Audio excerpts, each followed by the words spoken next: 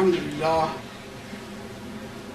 لله نحمده ونستعينه ونستغفره ونؤمن به ونتوكل عليه ونعوذ بالله من شرور أنفسنا ومن سيئات أعمالنا من يهده الله فلا مضل له ومن يضلله فلا هادي له ونشهد أن لا إله إلا الله وحده لا شريك له ونشهد أن سيدنا ونبينا ومولانا محمدا عبده ورسوله بالهدى ودين الحق أرسله صلى الله تعالى عليه وعلى آله وصحبه أجمعين وبارك وسلم أبدا.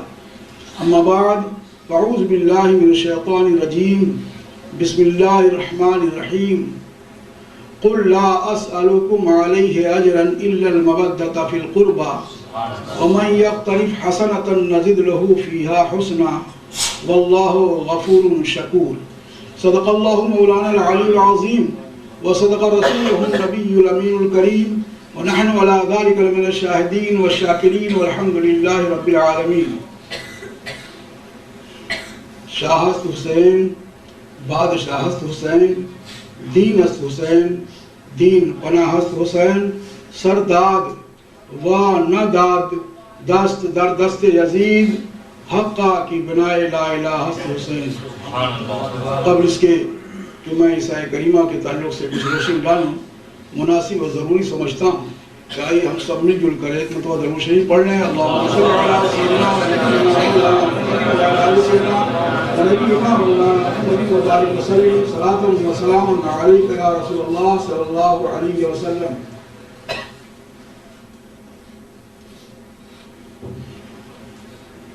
قبل اس کے کہ اس آیت کریمہ کی تشریح و توضیح کروں اتنا بتا دینا میں مناسب سمجھتا ہوں کہ وقت کی تبدیلی ہوئی ہے. اب یہ نمی نہیں ہے. سورج غروب ہو جانے کے بعد اسلامی تاریخ چینج ہو جاتی ہے. تو شب عاشور ہے، یہ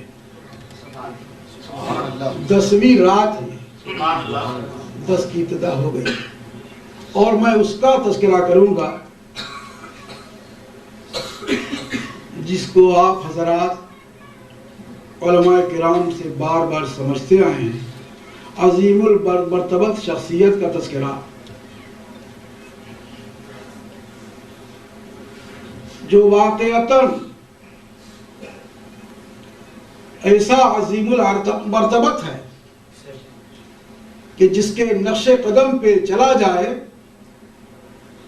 تو ہماری زندگی کامیاب و کامرہ ہے، اور اگر ذرا سا بھی ان سے ہم ہٹے تو سب کچھ ہو کے کچھ نہ رہے گا، سارے کا سارا برباد ہے.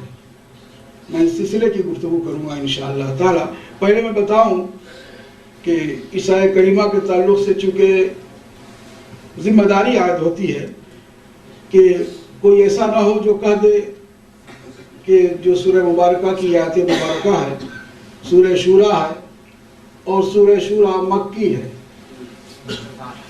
اور جب مکی ہے تو اس کا تعلق حسنین کریمین سے نہیں ہے. مکی کہنے کا مطلب کیا ہے؟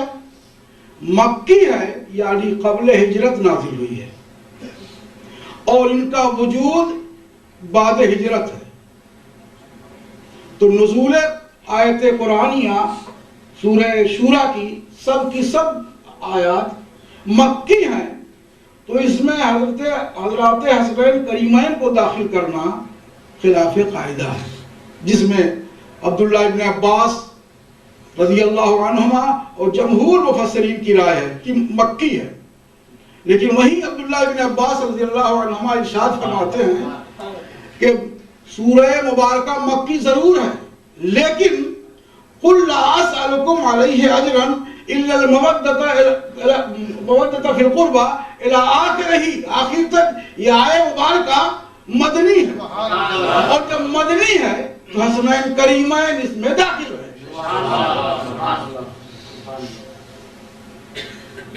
اس کی تشریح تفصیل علامہ فخر الدین رازی رحمۃ اللہ تعالیٰ نے تفسیر کبیر میں، حضرت جلال الدین سیوطی نے تفسیر جلالین میں، حضرت تفسیر صاحب تفسیر خازن میں، یعنی اتحاد ہے مفسرین کا کہ یہ آیہ کریمہ الا وقل لا اسألكم علیہ، یوں لکھا سورۃ شورى مکیۃ الا وقل لا اسألكم علیہ اجرا الا المودۃ فی القربى ومن یقترف حسنۃ نزد له فیہا حسنى الا کر کے مستدرہ کر دیا ہے کہ یہ مکی نہیں ہے، مدنی ہے۔ تو یہ ذہن میں اب رکھیں، اب حضرات حسنین کریمین کو اس سے خارج نہیں کیا جائے گا۔ آیت کریمہ کا صاف سیدھا ترجمہ میں نے کیا، اس کی تھوڑی سی وضاحت میں کر دوں۔ قل لا اسألکم، اے محبوب کہہ دو، لا اسألکم علیہ، لا اسألکم علی التبلیغ، تبلیغ پر اجرن، اجرت نہیں مانگتا، اس لیے کہ نبی کی کسی کام کے لیے آتا ہے، تبلیغ ہی کے لیے آتا ہے۔ اللہ تبارک و تعالی نے انبیاء کرام اور رسولان اعظام کو تبلیغ ہی کے لیے بھیجا ہے، یہ ان کی ذمہ داری ہے۔ تو آقا ارشاد فرماتے ہیں کہ لا اسألکم علیہ اجرا، میں اس پر تبلیغ پر کی اجرت نہیں مانگتا۔ یہ کون کہہ رہا ہے؟ کہہ تو رہے ہیں نبی، زبان نبی ہے، لیکن کہلوا رہا پروردگار عالم۔ یہ محبوب کہہ دو، احسان جتا دو ان کو کہ ہم نے تم کو جہنم سے باہر نکالا، صحیح راستہ دکھایا، صراط مستقیم دکھائی، اس راستے سے جس راستے میں چلنے میں جہنم لازمی تھی اس سے ہٹا دیا۔ یہ سارے احسانات ہیں، لیکن اس کا بدلہ نہیں مانگتا، مگر مانگتا ہوں مودت فی القربہ، قرابت دار سے محبت۔ یہ قرابت دار کون ہے؟ میں اس کی وضاحت تفسیر ہی کی روشنی میں کروں گا۔ یہ قرابت دار کون ہے؟ علامہ فخر الدین رازی رحمۃ اللہ تعالی علیہ نے ایک آن میں اس کی وضاحت فرما دی ہے، ایک حدیث نقل فرمائی، یاد رکھیے۔ علامہ فخر الدین رازی کا نام میں اس لیے جلدی سے لے لیتا ہوں، اتنی بھاری بھرکم شخصیت کے مالک ہیں کہ ان کی تفسیر کے بعد اور اگر کچھ دلیل میں وہ پیش کریں تو اس حدیث کے بارے میں سوچا بھی نہیں جا سکتا۔ دلیل مضبوط نہیں ہوتی ہے تو پیش ہی نہیں کرتے، اس لیے میں عرض کر رہا ہوں۔ اس آیت کریمہ کے فوراً بعد علامہ فخر الدین رازی رحمۃ اللہ تعالی علیہ نے ارشاد فرمایا ہے، اس حدیث کو نقل فرمایا ہے کہ صحابہ کرام نے پوچھا، من قرابتک ہؤلاء الذین وجبت مودتہم علینا یا رسول اللہ، وہ کون آپ کے قرابت دار ہیں جن کی محبت ہم پر واجب ہے؟ پوچھنے میں بھی آیت میں واجب کا لفظ نہیں ہے۔ قل لا اسألکم علیہ اجرا، میں توجہ چاہوں گا، قل لا اسألکم علیہ اجرا الا المودۃ فی القربى، اس میں کہیں بھی لفظ واجب اور فرض کا نہیں تذکرہ ہے کہ میں تم سے تبلیغ پر اجرت نہیں مانگتا مگر محبت چاہتا ہوں، کہ یہ آپ کی خواہش ہے، آپ کا خیال ہے، آپ یہ چاہتے ہیں، تو چاہنے میں واجب نہیں ثابت ہوتا، لیکن صحابہ کرام نے پوچھ کے ہم سب پر احسان کر دیا۔ من قرابتک من ہؤلاء الذین وجبت مودتہم علینا یا رسول اللہ، وہ کون آپ کے قرابت دار ہیں جن کی محبت ہم پر واجب ہے اللہ کے رسول صلی اللہ علیہ وسلم۔ سرکار اگر واجب کے مخالفت والی بات ہوتی یا واجب نہ ہوتا تردید فرماتے، آقا کا چپ رہنا اور اس کے آگے بیان کر دینا اس بات کا ثبوت ہے کہ ان کی محبت واجب ہے۔ قال علی و فاطمہ ربناہما، آقا ارشاد فرماتے علی فاطمہ ان کے دونوں صاحبزادے، ان کی محبت واجب ہے۔ میں آپ کو بتاؤں ان کی محبت اس لیے واجب ہے، قصداً ترک واجب جرم ہے، جان بوجھ کے واجب کا ترک کرنا جرم ہے، اس میں سزا مرتب ہوگی۔ چلو میں بارگاہ نبوی میں چلتا ہوں، حضرت عبداللہ ابن عباس کی وہ روایت پیش کرتا ہوں۔ حضرت عبداللہ ابن عباس رضی اللہ تعالیٰ عنہ کی روایت حضرت جلال الدین سیوطی نے خصائص کبریٰ میں نقل فرمائی ہے۔ پوری تفصیل محبت اہل بیت کو بیان کرتے ہوئے بیان فرماتے آگے کہ ان رجلان صبنا بین الرکن والمقام فصلى وصام ولقى الله مبغضا لأهل بيت محمد صلی اللہ علیہ وسلم دخل النار.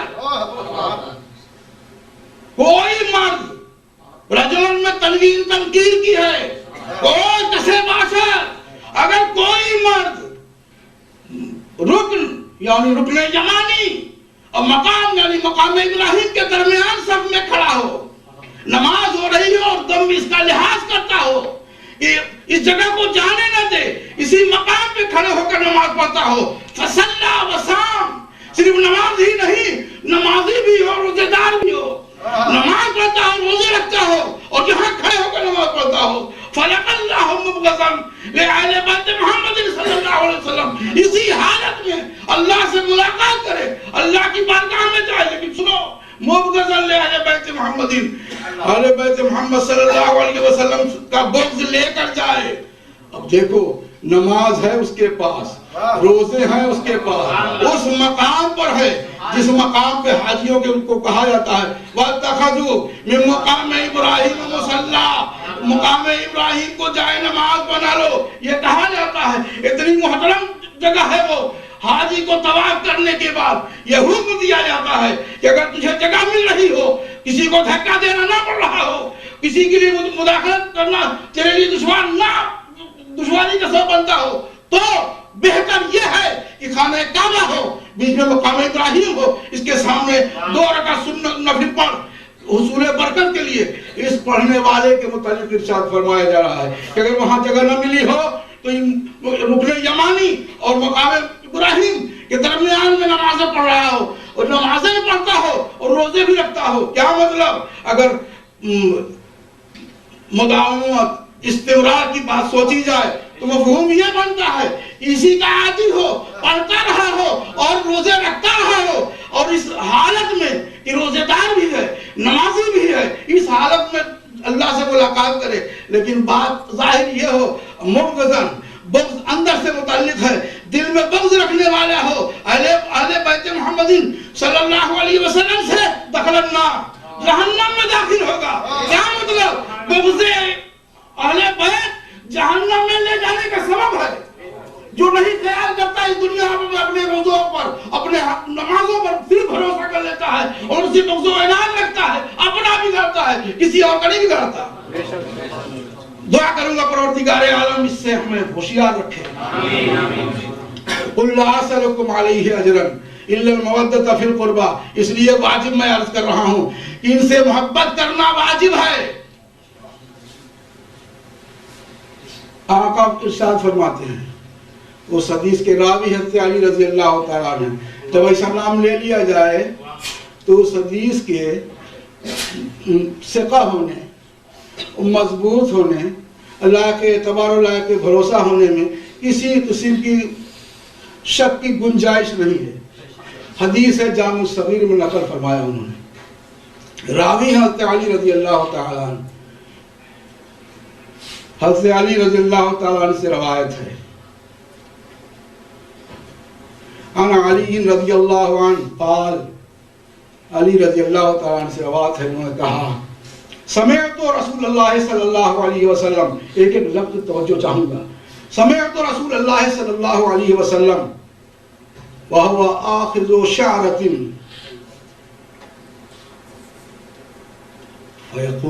يقول من آذى شعرة من شعري فالجنة عليه حرام. میں توجہ چاہوں گا. آقا ارشاد فرماتے ہیں کہ حضرت علی ارشاد فرماتے ہیں کہ میں نے سنا آقا صلی اللہ تعالی علیہ وسلم سے. کیا سنا اور کب سنا؟ وہ آخذ شعرۃ، اس حالت میں سنا کہ اپنے منہ مبارک کو لیے ہوئے تھے حضور. یقول، ہاتھ میں منہ مبارک لے کر ارشاد فرماتے ہیں وہ آخذ شعرۃ یقول، وہ ہاتھ میں منہ مبارک لیے ہوئے ارشاد فرما رہے ہیں کیا؟ من اذا، شعرۃ من شعری، جس نے اذیت پہنچائی، تکلیف پہنچائی میرے بالوں میں سے کسی بال پر.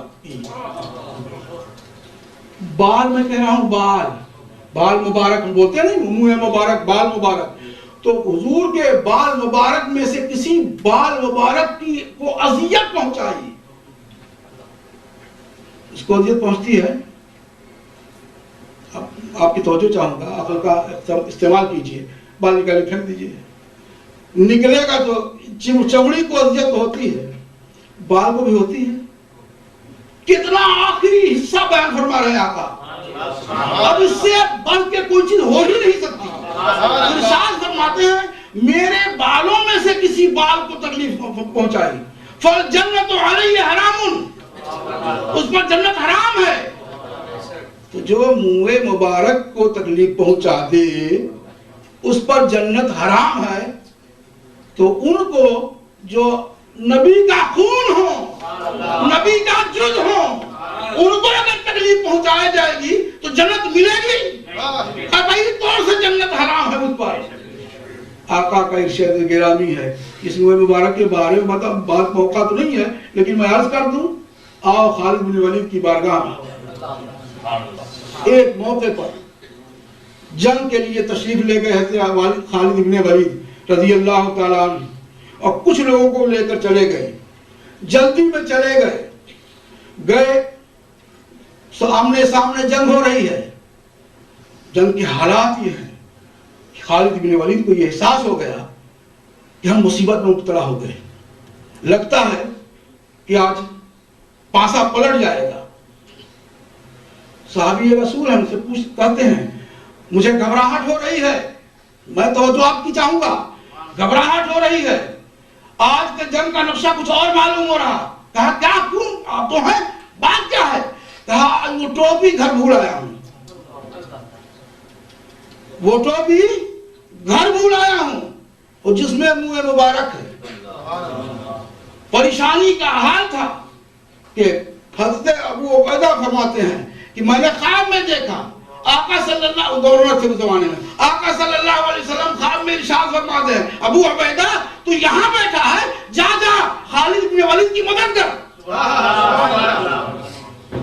آنکھ کھلتی ہے، بیدار ہوتے ہیں، فوراً چل پڑتے ہیں، تیزی سے جا رہے ہیں، کچھ لوگوں کو ساتھ لے کر جا رہے ہیں. آگے دندناتا ہوا گھوڑے سوار کو دیکھا بڑھتا جا رہا، اس کا تعاقب کر رہے ہیں. پیچھے جاتے وقت قریب جا کے دیکھا. کہا تم کون ہو؟ کہا میں خالد بن ولید کی بیوی ہوں. کہاں جا رہی ہو اس وقت؟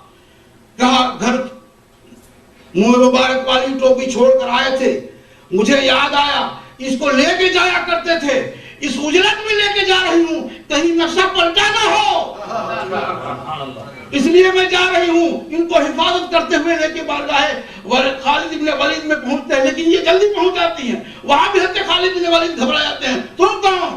کہا ام تمیم، میں آپ کی بیوی. کہا کیوں آئی، یہاں کیوں تم آئی؟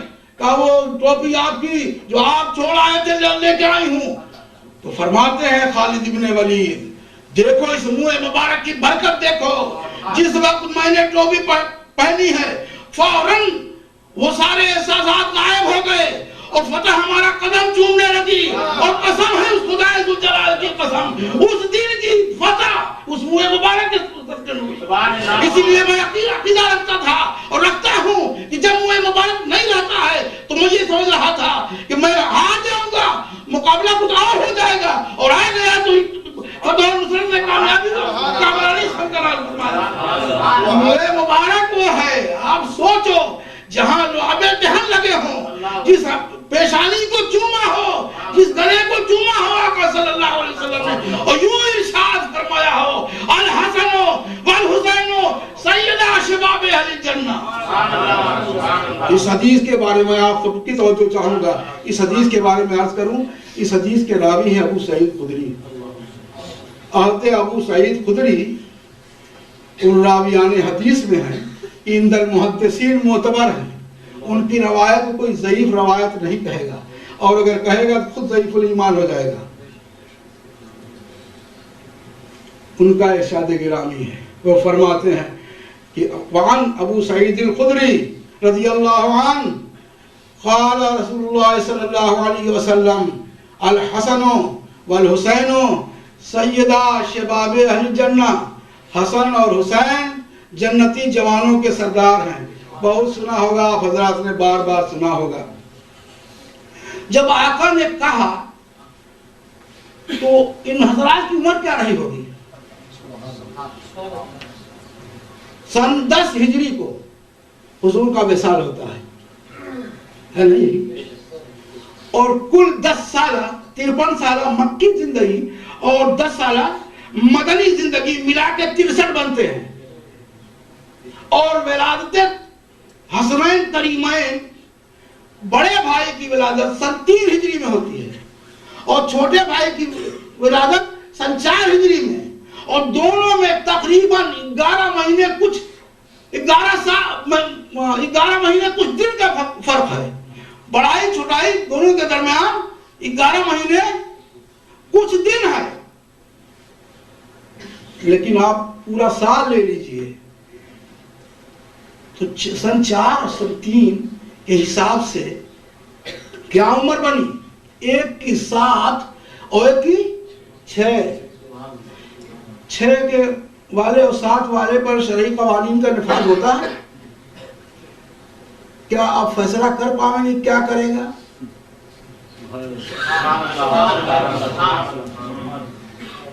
آپ لوگوں کے علم کے لیے جتنی میری معلومات ہے عرض کرنا چاہتا ہوں. جو لوگ نبی کے علم پر گفتگو کرتے ہیں ان سے پوچھئے کہ جس وقت نبی آخر الزمان صلی اللہ علیہ وسلم نے ان 2 بچوں کو یہ کہا تھا، ایک کی عمر 7 سال تھی اور ایک کی 6 سال تھی، 6 سال کے بچے اور 7 سال کے بچے پر شرعی قوانین کا نفاذ نہیں ہوتا، وہ کچھ کرتے نیک اعمال کریں تو اس کا ثواب والدین کو ملتا ہے. تو ان کو جنتی جوانوں کا سردار آقا آپ ارشاد فرما رہے ہیں. ہم بھی یہی موجود ہیں. صحابہ کرام کو کہنا چاہیے تھا، زیادہ بہتر بات تو یہی تھی، صحابہ کرام کو کہنا چاہیے تھا اے آقا ابھی تو انہوں نے کچھ پڑھا لکھا نہیں ہے، ان کے اعمال آپ واضح نہیں ہے، کس روش کو اپنائے ہوئے ہیں یہ پتہ بھی نہیں چل رہا. آپ ارشاد فرما رہے ہیں جنتی نہیں، جنتی جوانوں کے سردار. قربان جائیے حضور سرور کونین صلی اللہ علیہ وسلم کے اس علم کے بارے میں اسی صحابہ کرام اس بات کے قائل تھے کہ نبی ہمارے فرش زمین پر رہتے ہوئے عرش اعظم کی خبر رکھتے ہیں، فرش زمین پر رہتے ہوئے عالم برزخ کی خبر رکھتے ہیں. اور یہ روایت ہم تک پہنچا کے ہم پر احسان کیا ہے کہ آقا نے ارشاد فرمایا ان اللہ رفع الدنیا وانا انظر الیہا، بے شک دنیا اللہ تبارک و تعالی نے ہمارے لیے منکشف فرما دی. وانا انظر الیہا، اور میں اس کے اندر دیکھتا ہوں. وَإِلَى مَا هُوَ كَائِنٌ فِيهَا إِلَى يَوْمِ الْقِيَامَةِ، اور وہ سب کچھ دیکھتا ہوں جو قیامت تک ہونے والا ہے. اور کیسے دیکھتا ہوں؟ چل کے، مشقت اٹھا کے نہیں. فَقَانَّمَا أَنظُرُ إِلَىٰ كَفِّي هَذَا، ایسے دیکھتا ہوں جیسے میں اپنی ہتھیلی کو دیکھتا ہوں. صحابہ کرام اس کے قائل تھے.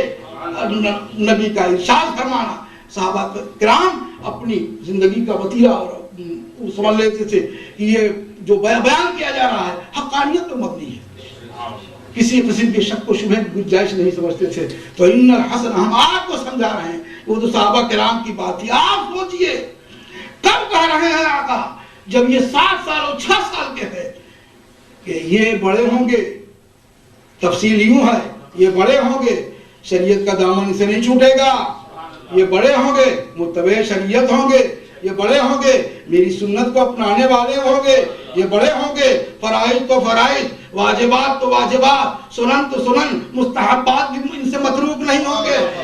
یہ جب بڑے ہوں گے تو میری سنت کو اپنائیں گے اور میری سنت کی بقا کے لیے کوشش کرنے والے ہوں گے. میں نے گزشتہ جمعہ کو بات کہی تھی کہ آقا صلی اللہ علیہ وسلم کو اس بات کا علم تھا کہ میرا یہ بچہ بڑا ہوگا، بڑا ہونے کے بعد میدان کربلا میں جائے گا اور اس کا جانا قطعی یقینی ہے، جائے گا. اور پھر ہمارا ہی کلمہ پڑھنے والے، میں بات کلمہ پڑھنے والے بات کروں. جبریل امی جب پیدا ہوئے، جبریل امی تشریف لائے کہ یا رسول اللہ صلی اللہ علیہ وسلم آپ کے دونوں نواسوں کو لوگ شہید کر دیں گے، ایک کو زہر دے کر اور دوسرے کو میدان کربلا میں تلوار سے شہید کر کے۔ تو بڑے اس سے آقا نے ارشاد فرمایا تھا یؤمنون بی ویرجون شفاعتی، وہ مجھ پر ایمان لانے والے ہوں گے اور میری شفاعت کی امید رکھنے والے ہوں گے، ایسا کریں گے۔ یہ حیرت کی بات ہے، لیکن کربلا، آوار کربلا کا میدان، حق و باطل کا وہ فیصلہ کیا ہے۔ آپ کو میں آپ کے ذہن تک وہ بات پہنچانے کے لیے عرض کروں، کئی ہزار کی تعداد حضرت مسلم بن عقیل پر بیعت، احاطہ و بیعت کرنے والی تھی، اور پھر کتنے مرید باقی رہے۔ بیعت کرنا ارادت تو ہے نا، پریشان نہیں ہونا چاہیے۔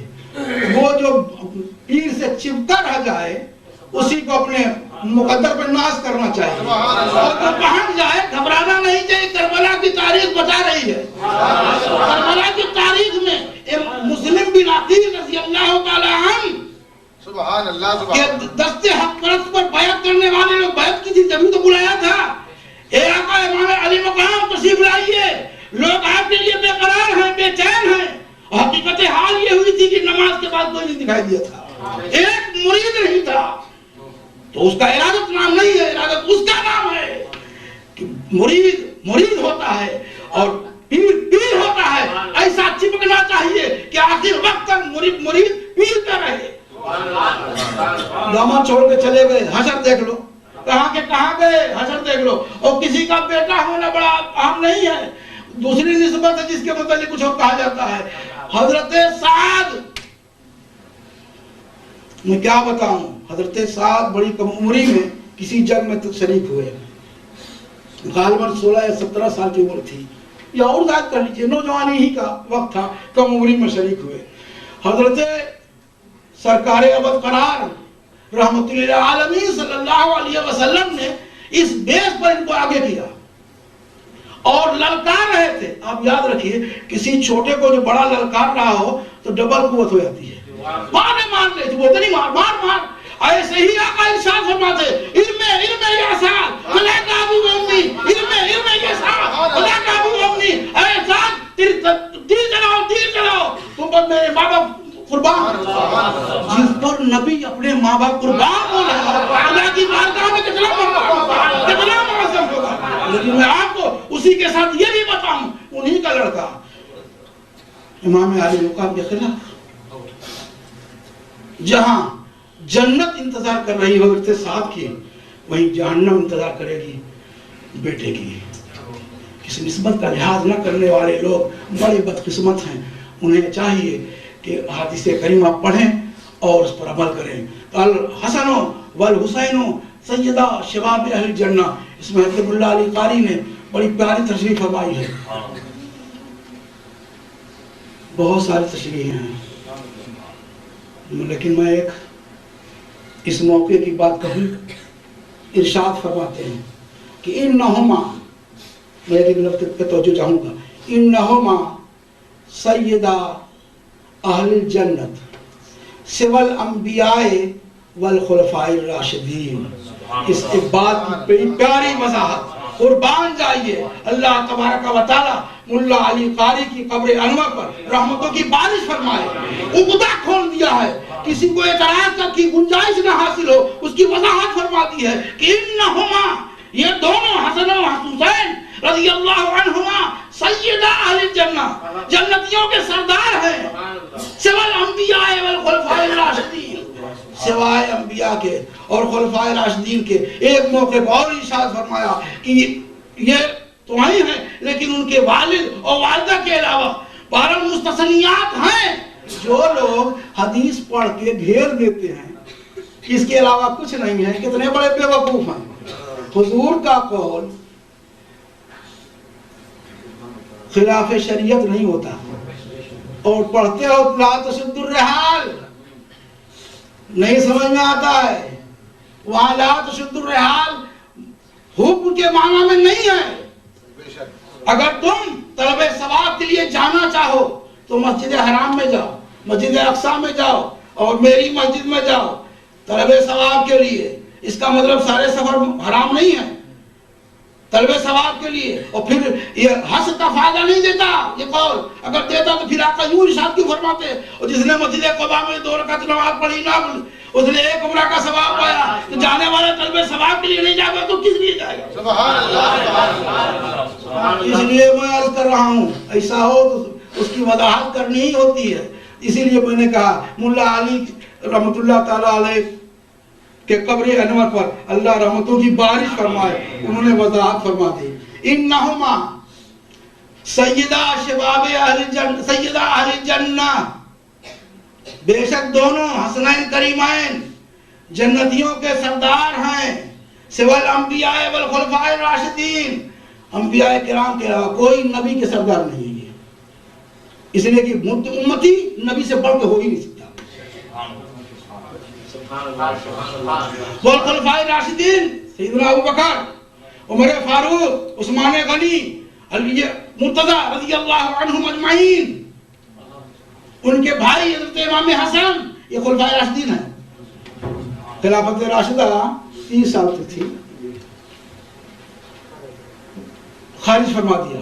اور پھر کیوں یہ کہا، کیوں؟ قربان جائیے ایمان والوں کا ایمان سچ بولتا ہے، صداقت پہ مبنی ہوتا ہے. ارشاد فرماتے ہیں وذالک سوى الانبیاء والخلفاء الراشدین ذالک لانہم فی سن واحد وهو الشباب، اس لیے کہ بے شک سب کے سب وہاں ایک عمر میں ہوں گے اور وہ عمر ہوگی جوانی کی. لا يدخل شیخ فیہ شیخ ولا کہل، اس میں کوئی بوڑھا اور بچہ نہیں ہوگا. بوڑھے نہ گھبرائیں کہ جنت میں بوڑھے نہیں جائیں گے، یہ مطلب یہ نہیں ہے.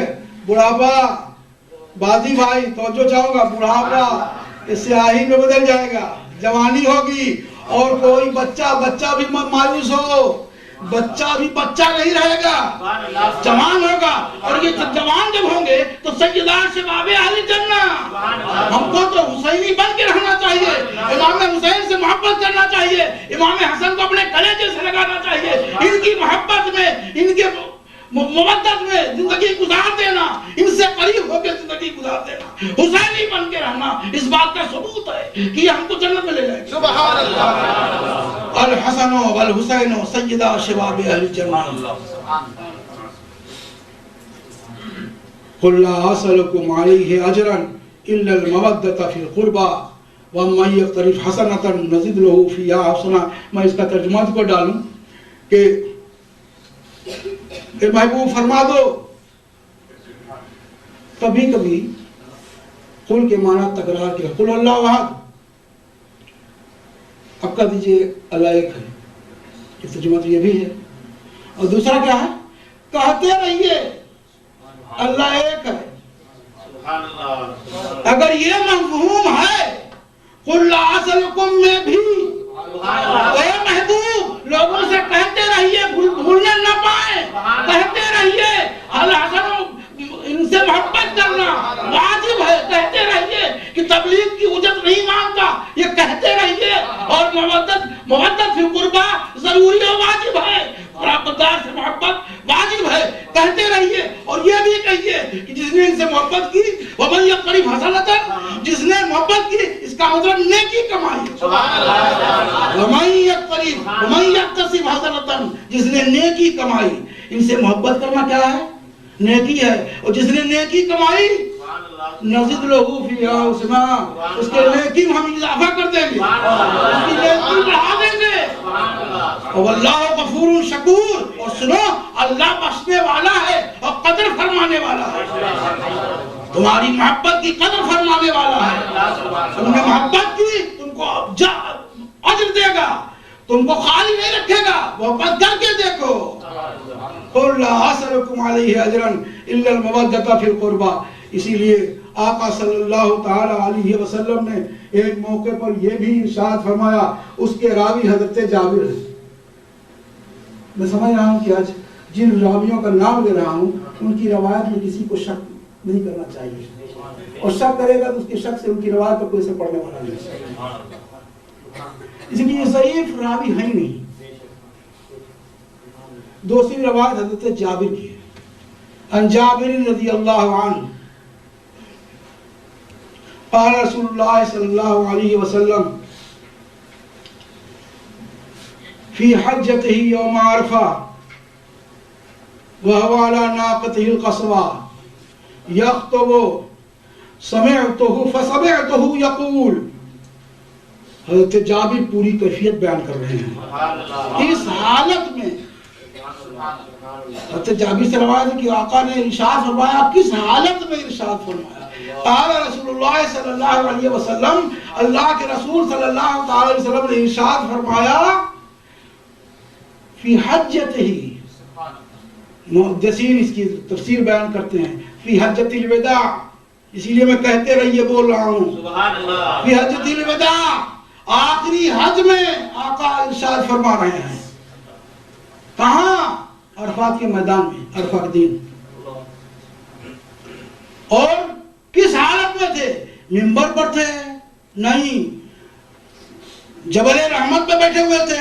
نہیں۔ وعلی ناقتہ القصوى، اس حالت میں کہ وہ اپنی اونٹنی قصوہ پہ تشریف فرما تھے۔ یخطب، قوم کو خطاب دے رہے تھے، خطبہ وداع بیان کرتے، خطبہ حجۃ الوداع۔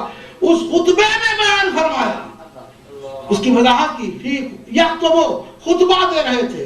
فسمعته یقول، حضرت جابر کہتے ہیں میں سنا تو ضرور، فرماتے سنا، یعنی میں موجود تھا اور میں سن رہا تھا۔ فسمعته یقول، میں نے سنا اس بات کو آقا جب خطبہ فرما رہے ہیں۔ کہا ارشاد فرمایا، ارشاد فرماتے ہیں، یا ایھا الناس، قرآن کے نزول کے اعتبار سے اگر دیکھا جائے تو یا ایھا الناس جب مخاطب کرتے ہیں تو ایمان والے اور دوسرے بھی شامل ہیں۔ کوئی ہو جو سن رہا ہو، یا ایھا الناس انی ترکت فیکم ما ان اخذتم بہ لن تضلوا۔ کیا فرمایا؟ ایھا الناس، اے لوگو، انی ترکت فیکم، تم میں چھوڑے جا رہا ہوں، ما ان اخذتم بہ، ان متروکہ چیزوں کو، چھوڑی ہوئی چیزوں کو اگر تم تھامے رہو گے، پکڑے رکھو گے، لن تضلوا، ہرگز گمراہ نہیں ہوگے۔ کتاب اللہ و عترتی اہل بیتی، آقا ارشاد فرماتے ہیں کتاب اللہ کو پکڑے رہو گے نہیں گمراہ ہوگے، اور اہل بیت کو پکڑے رہو گے نہیں گمراہ ہوگے۔ لن تضلوا، ہرگز گمراہ نہیں ہوگے۔ نبی اتنا اعتماد و بھروسہ ان پر رکھتے ہیں کہ قرآن گمراہ گر نہیں ہے، ہدایت دینے والا ہے، اور قرآن کے ساتھ یہ رہنے والے میرے گھر والے قرآن کے ساتھ رہنے والے ہیں، جن کی میں ارشاد ہی کرتا ہوں، ان کے قریب رہو گے تو بھی گمراہ نہیں ہوگے۔ اسی لیے تو میں کہا کرتا ہوں، انہیں سمجھ رہا ہو قرآن سے سمجھو، اور قرآن کو سمجھ رہا ہو پلیز۔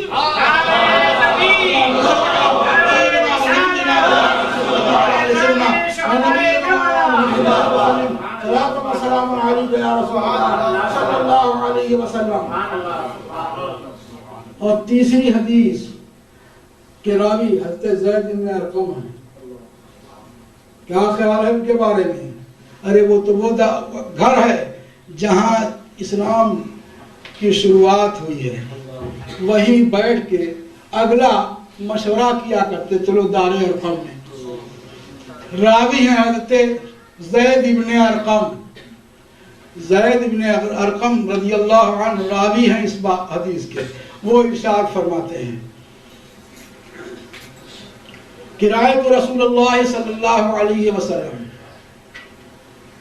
میں نے اللہ کے رسول صلی اللہ علیہ وسلم کو کہتے ہوئے سنا۔ کیا سنا؟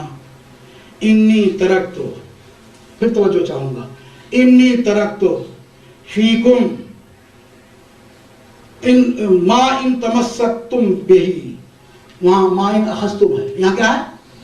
ما ان امسکتم بہی، وہاں ہے لن تضلوا، یہاں لن تضلوا بعدی، اسی لیے میں نے اس کو دوسری مرتبہ ترتیب میں بھی صحیح ہے، پہلے اس کو نقل فرمایا پھر اس کو نقل فرمایا پھر اس کو، اور روایت ہے مشکات میں، اور راوی حوالہ ہے ترمذی شریف کا، اور ابو عیسیٰ ترمذی ان محدثین میں ہیں جن کو صحاح ستہ کی حدیثوں میں ترمذی کو بھی مقام حاصل ہے۔ وہ ارشاد فرماتے ہیں حضرت زید بن ارقم کہ اللہ کے رسول صلی اللہ علیہ وسلم نے ارشاد فرمایا انی ترکت فیکم ما ان تمسکتم بہ لن تضلوا بعدی، کہ تم میں چھوڑے جا رہا ہوں ان کو، ان تمسکتم ما ان تمسکتم بہ، اگر ان دونوں کو تم پکڑے رکھو گے، لن تضلوا بعدی، تو لن تضلوا تھا ہرگز گمراہ نہیں ہوگے، اور میرے بعد بھی ہرگز گمراہ نہیں ہوگے، یعنی زمانے کا آنا جانا ہوتا رہے گا اور ان کو پکڑو گے گمراہ نہیں ہوگے، ان سے الگ ہوگے تو گمراہ ہوگے، تو لن تضلوا بعدی، ہرگز نہیں گمراہ ہوگے میرے بعد۔ اولها کتاب اللہ،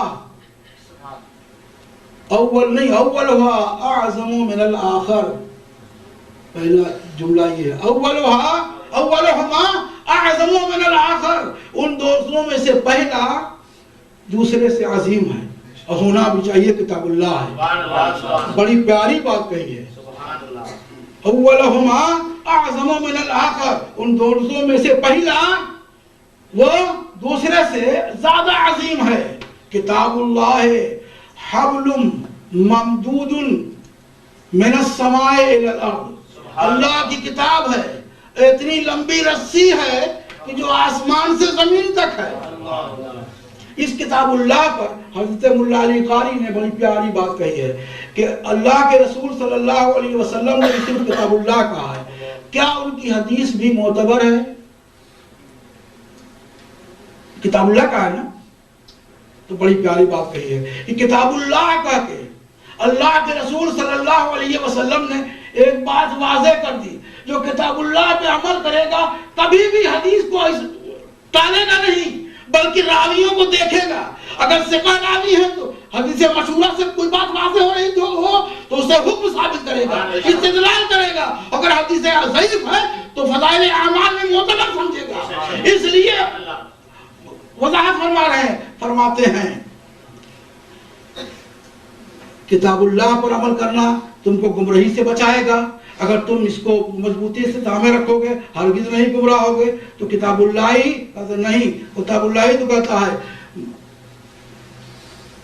جو اللہ کے رسول صلی اللہ تعالی وسلم حکم دے، ما آتاکم الرسول فخذوہ، قرآن بول رہا ہے ما آتاکم الرسول فخذوہ وما نہاکم عنہ فانتہوا، جو رسول حکم دے اسے مان لو، لے لو اسے، اور جس دن سے روک دے رک جاؤ۔ قرآن کہہ رہا ہے کہ رسول جو بولیں، رسول جو کہیں اسے مان لو، اسی لیے صحابہ کرام نے اس پر عمل کیا۔ حضرت علی سے کہہ دیا فاطمہ کی موجودگی میں دوسری شادی مت کرنا، اعتراض نہیں کیا، اس لیے کہ سمجھ لیا تھا کہ جو رسول کہیں مان لو، وَمَا نَهَاكُمْ عَنْهُ فَانْتَهُوا، جس بات سے منع کرتے ہیں رک جاؤ، منع کر رہے ہیں رک جانا، یہی دین ہے۔ کتاب اللہ پہ عمل کرنے کا مطلب یہ ہے۔ دوسری جگہ قرآن کہہ رہا ہے وَمَن يُطِعِ الرَّسُولَ فَقَدْ أَطَاعَ اللَّهَ، جس نے رسول کی اطاعت کی اس نے اللہ کی اطاعت کی۔ اب کتاب اللہ پہ عمل کرنے والا رسول کی اطاعت کر رہا ہے، کتاب اللہ پہ عمل ہو رہا ہے۔ اس طرح کتاب اللہ ہے، کتاب اللہ ہے حبل ممدود من السماء الى الارض وعطرتی اہل بیتی، اور میری اولاد، گھر والے، سب کا ترجمہ میں کر رہا ہوں، میری اولاد، عطرت میں اولاد کے ہیں، عطرتی میری اولاد اور میرے گھر والے۔ اس سلسلے میں بات عرض کروں، کچھ لوگوں کو کبھی کبھی گھپلا ہوتا ہے، حضور اولاد میری اولاد کہتے ہیں تو نہیں سمجھ میں آتا ہے۔ آقا ارشاد فرماتے ہیں ان اللہ جعل ذریۃ الانبیاء فی صلبہم، بے شک اللہ تبارک و تعالی نے انبیاء کرام کی ذریت کو ان کے صلب میں رکھا، ان کے واسطے سے نسل چلائی۔ وذریتی فی صلب علی ابن ابی طالب، اور میری ذریت کو علی ابن طالب کی ظلم سے چلایا. آقا ارشاد فرماتے ہیں وعترتی اہل بیتی، میری اولاد، میرے گھر والے. اور سنو ولن یتفرقا، یہ ذمہ داری دیکھو، ولن یتفرقا، یہ الگ نہیں ہوں گے. قربان جائیے. اس سلسلے میں پھر احسان مانوں گا حضرت جلال الدین سیوطی رحمۃ اللہ تعالی علیہ کا حضرت انس کی روایت سے روایت نقل فرمائی ہے. ارشاد فرماتے ہیں خصائص کبریٰ میں، ارشاد فرماتے ہیں کہ وعدنی ربی، یہ اہل بیتی میرے گھر والوں کے بارے میں میرے رب نے وعدہ فرمایا ہے. وَإِنْ أَقَرَّ مِنْهُمْ بِالتَّوْحِيدِ وَلِيَ بِالْبَلَاءِ لَا يُعَذِّبُهُمْ، اللہ يُعَذِّبُهُمْ. میرے رب نے مجھ سے وعدہ فرمایا ہے کہ اگر میری اولاد توحید پرست ہوگی، مشرک نہیں ہوگی، تو سن لو یہ میرے ساتھ ہوگی اور اللہ تبارک و تعالیٰ انہیں عذاب نہیں دے گا. اللہ يعذبهم، یہ وعدہ کریمانہ ہے پروردگار ایک عالم کا، احسان ہے، اس کی عطا ہے، اس کا فضل ہے کہ اگر گمراہ تک بھی گنجائش ہے، گمراہ سے بڑھ کر اگر مشرک اور کافر ہوگا تو نہیں، ورنہ گمراہی اگر اعتقادی گمراہی کی حد تک پہنچ گیا ہے تو واجب التعظیم ہے. کیوں؟ یہ نسبت ہے. آپ کو میں بتاؤں، ایک بات آئی ہے تو عرض کر دوں اور تھوڑے دو جملوں میں. ہم جو قصور کریں وہ ہمارا قصور ہے، غلطی شرعی غلطی ہے، قابل گرفت ہے، لیکن نسبت یاد رکھیے، وہ حضور کی نسبت کا مقام یہ ہے کہ حضور کی نسبت کچھ بھی ہو، نسبت کبھی منافق نہیں ہوتی. سبحان اللہ. اور دربنائے نسبت ان کا کمال نہیں ہے، نبی کا کمال ہے. جتنا اچھالنا چاہیں وہ اچھال دیں. آئیے جنوں کی بات عرض کروں، جن بھی اس بات کا اعتراف کرتے ہیں کہ حسنین کریمین کو کیسے اچھالا ہے اللہ کے رسول صلی اللہ علیہ وسلم نے، مسح النبی جبینہ، مسح النبی جبینہ فلہ بریق فی الخدود. اللہ کے رسول صلی اللہ تعالی علیہ وسلم نے ان کی پیشانی کو چوما ہے اور فلہ بریق فی الخدود، اس پر پیشانی پر انہیں کے چومنے کی چمک موجود ہے. اور سنو فَأَبْوَاهُ مِنْ عُلْيَا قُرَيْشٍ، ان کے والدین بلند و بالا قریش سے ہیں، علی نسبی ہیں، یعنی حضرت سیدنا علی رضی اللہ تعالیٰ عنہ بھی، فاطمۃ الزہرا بھی، اور حضرت سید الانبیاء جناب محمد رسول اللہ صلی اللہ علیہ وسلم بھی. فَأَبْوَاهُ، یہاں سے مراد حضور اور حضرت علی ہے. فَأَبْوَاهُ مِنْ عُلْيَا قُرَيْشٍ، یا والدین، ابوین کے والدین کی بھی معنی ہوتے ہیں، یا والدین کی بھی معنی لیے جا سکتے ہیں. اسی دوسرے مصرے میں اس کی وضاحت ہے کہ فَأَبْوَاهُ مِنْ عُلْيَا قُرَيْشٍ، ان کے والدین یعنی حضرت فاطمۃ الزہرا. قربان جائیے، ایسے باپ کا بیٹا اور ایسی ماں کا لخت جگر اور ایسے نانا کا نور نظر، جن کی تعریف کی جائے تو انتہا اور وقت بھی ساتھ نہ دے پاوے گا. میں عرض کروں، میں آج ملا علی وہ خصائص کبریٰ دیکھ رہا تھا، بہت پہلے کبھی میں نے اس سلسلے میں بیان بھی کیا ہوگا. میں دیکھ رہا تھا کچھ اور اتنے میں وہ مل گیا کہ امتیوں میں، میں اب توجہ چاہوں گا، امتیوں میں صرف اور صرف فاطمۃ الزہرا رضی اللہ تعالی عنہا عورتوں میں سے وہ ہوگی جن کے لیے حشر میں بھی احترام کیا جائے گا. جب وہ گزرنے والی ہوگی تو فنادا منادن، ندا دے والا ندا دے گا، اے اہل محشر یا اہل الجمع، اے محشریوں، غضوا ابصارکم، اپنی نگاہیں نیچے کرو، حتیٰ تمر فاطمہ رضی اللہ عنہا، یہاں تک کہ فاطمۃ الزہرا گزر جائے. حشر کے میدان میں جس کا اہتمام کیا جا رہا ہو اس کے صاحبزادے حضرت یہ حضرات ہیں، حسنین کریم ہیں. اور بتاؤں، اپنے تو خود مقام رکھتے ہیں، مقام والوں کی تربیت میں رہے ہیں. حضرت علی من کنت مولا فعلی، یہی بھاری بھرکم ہے، میں جس کا آقا، اے علی تم اس کے آقا. وَأَنَا مَدِينَةُ الْعِلْمِ وَعَلِيٌّ بَابُهَا، میں علم کا شہر ہوں، اے علی تم علم کا دروازہ ہو. بہت سارے فضائل و مناقب اللہ کے رسول صلی اللہ علیہ وسلم نے بیان فرمائے. اور احسان ماننا چاہیے. حضرت علی رضی اللہ تعالیٰ نے بات بڑی بڑھیا کہتی ہے جو جن کے ذہن میں کیڑا ہوتا ہے ان کی وضاحت کے لیے ہم سب تو ماننے والے لوگ ہیں. اتنا آگے بڑھ گئے کہ ایک مرتبہ ان کا امتحان لیا گیا. حضرت جبریل امی آیا اور کہا کہ یا علی این جبریل، علی جبریل کہاں ہے؟ کانتا پوچھا لوگوں نے یہ علم آپ کو اتنا کیسے آ گیا؟ میں اس بات کو کہنا چاہتا ہوں یہ اتنا علم. ایک موقع پر کسی نے کہا تھا اے علی نماز میں آپ کا کیا حال ہے؟ کہ اللہ کو دیکھ لیتے ہیں؟ کہاں سجدہ کرتا ہوں جب تک دیکھ نہیں لیتا سر نہیں اٹھاتا. سبحان اللہ. قربان جائیے ایسے کے ساتھ جاتے ہیں. فرماتے ہیں احسان ماننا چاہیے ہم سب کو. فرماتے ہیں کہ جب میں حضور کو نہلا رہا تھا، وصال کے بعد نہلا رہا تھا، سارے بدن کے پانی کو تو کپڑے سے پوچھ دیا. پھر سوچنے لگا لبہائے مبارک پر اور چشمان مبارک میں پانی کے قطرات تھے. اے علی اب کیا کرنا چاہیے؟ کیا کپڑے ہی سے پوچھنا چاہیے؟ کپڑے ہی سے صاف کرنا چاہیے؟ اسی پس و پیش میں تھا کہ میرے وجدان نے میری رہنمائی کی. کہا علی اس سے اچھا موقع کیا ہوگا؟ میں نے اپنی زبان کو لبہائے مبارک پر لگا دیا اور وہ قطرات جو چشمان مبارک پر تھے اسے بھی چوس لیا، اسے بھی چوس لیا. اس دن سے میرا حال جو چاہو پوچھ لو میں بتاتا ہوں. وہ یوں کا انکشاف ہو گیا. سوچو علی رضی اللہ تعالیٰ عنہ جیسا صحابی جس کی خلافت راستہ پر ہم سب یقین کامل رکھتے ہیں، ان کا قول یہ ہے کہ اگر چھپی ڈھکی بات جاننی ہو ایسا عمل کرو دکھے گا.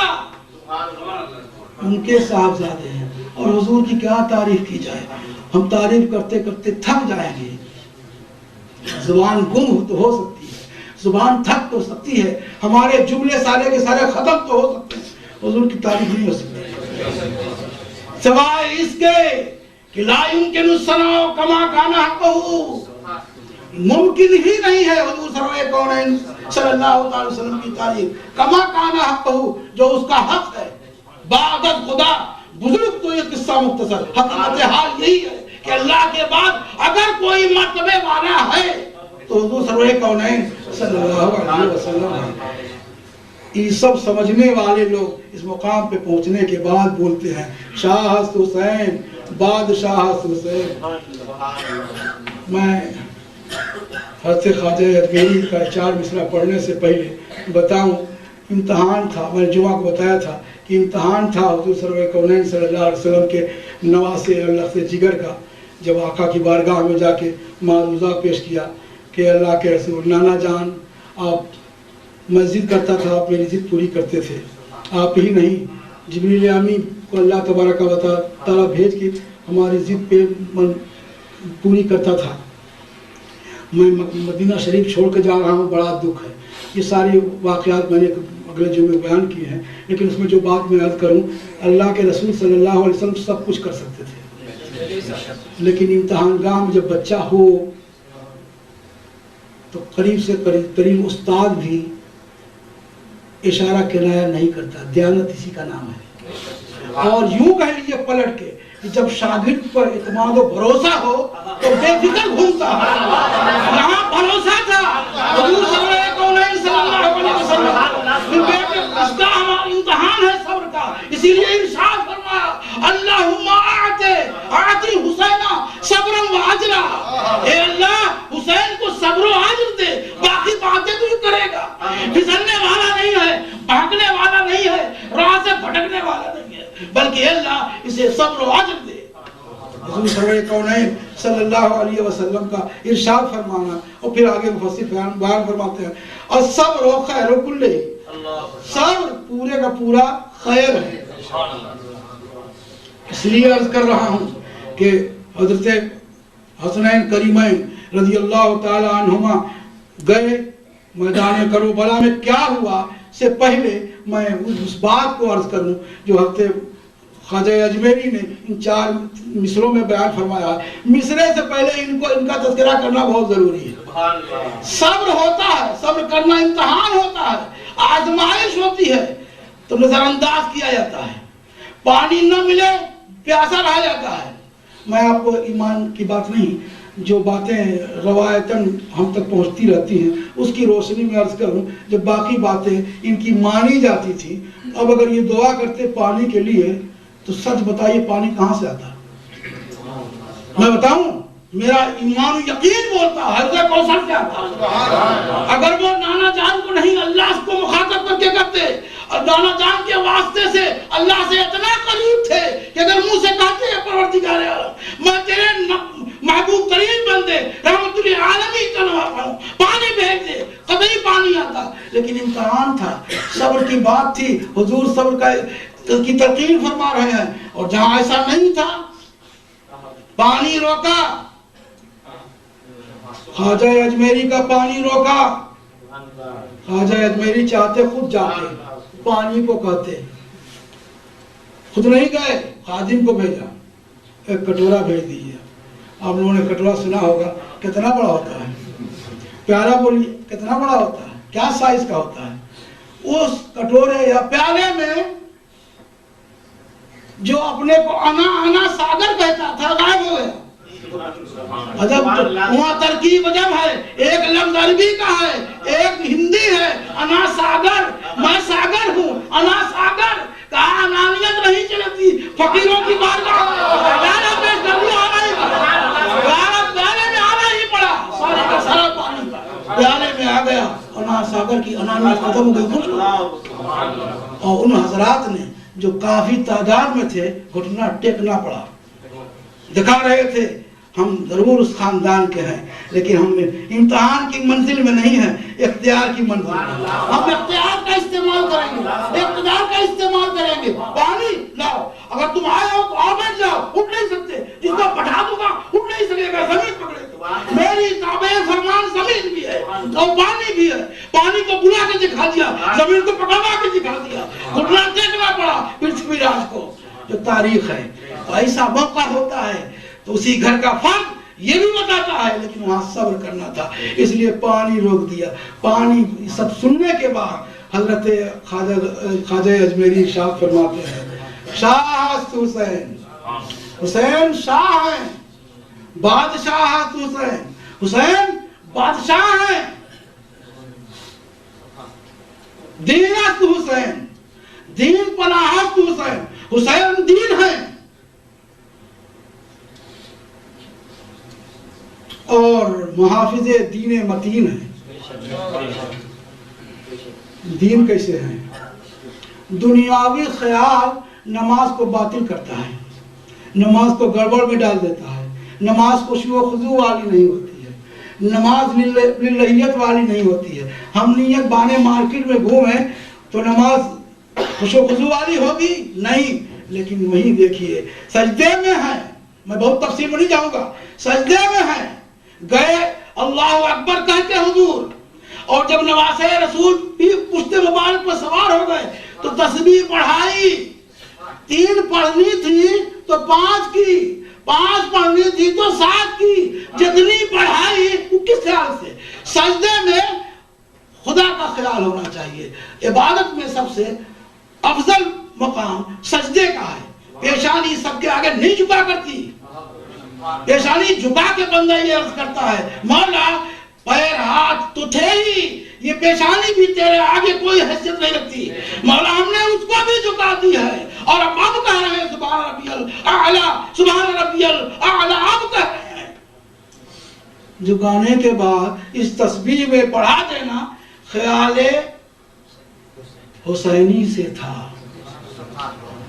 اور نماز میں خیال ایک بیوقوف جماعت ہے، نہیں سمجھتی اس کو پڑھنا چاہیے. بیوقوف جماعت کہتی ہے کہ حضور کے خیال لانے سے نماز باطل ہو جاتی ہے.